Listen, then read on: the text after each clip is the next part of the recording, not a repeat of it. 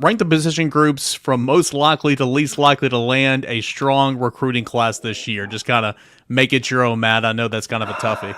Yeah, that's tough. Most likely to least likely. So we'll start with quarterback. And they've already landed Jake Merklinger, so it's a strong group there, obviously. Um, I think wide receiver recruiting sets up pretty well right now. I'm doing each side of the football. I'm not flipping back and forth here. Each side of the football. Wide receiver recruiting. I think running back recruiting has a chance to be very underrated this year under Jerry Mack.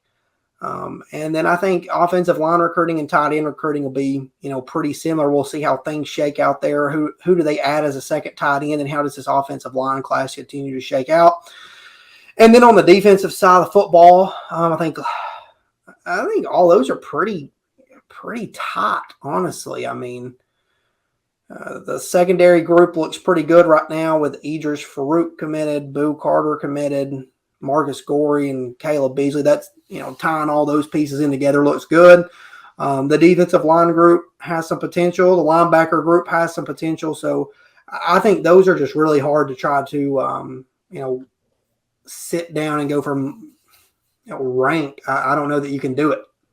Yeah, here's where I'm at with them on offense. They got to get another tackle, okay, to clean out that offensive line group. Now they got to clean this with a couple guards, Ronan O'Connell, Satterwhite. I think they would take because they want to take a big number of guys there, but they've got to get another tackle to solidify that offensive line group. They're in position with some really highly regarded receivers. They've got to close there. I don't know where a second tight end is going to come from, so that's a question mark at this point. The kid from Utah just got an offer from Alabama. Not sure what's going to happen there with that one.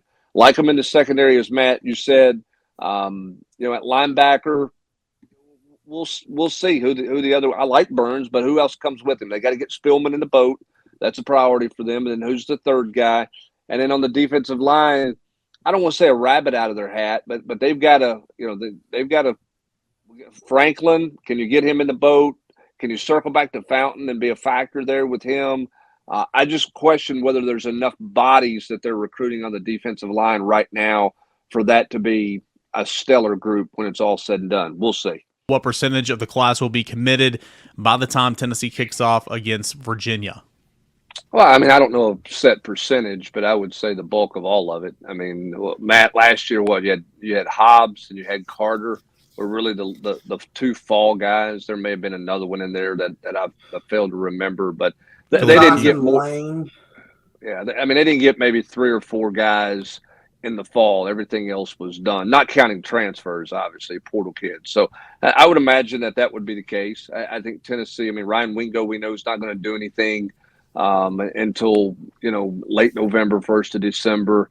We'll see what the Ross kid does, Matt. I mean, does he really wait it out all the way into the fall? A lot of these kids talk about the fall, but they end up doing something before the start of their senior year. So I won't say Tennessee is going to be done by August 1, but they're going to be about done. They will be recruiting a very small handful of guys, I think, once we get into fall, unless somebody new pops up after a great senior season.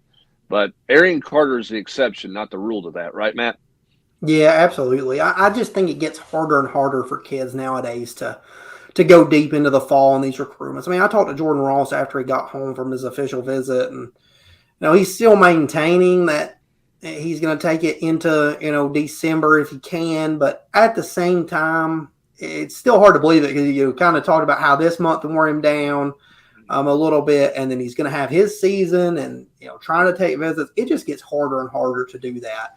I mean, if you saw everything that you needed on these official visits, and it's really between Tennessee, Georgia, and Florida, yeah, I think he's a pretty well thought out young man that can probably make a decision earlier than December. And I think there's a chance that happens. We'll see.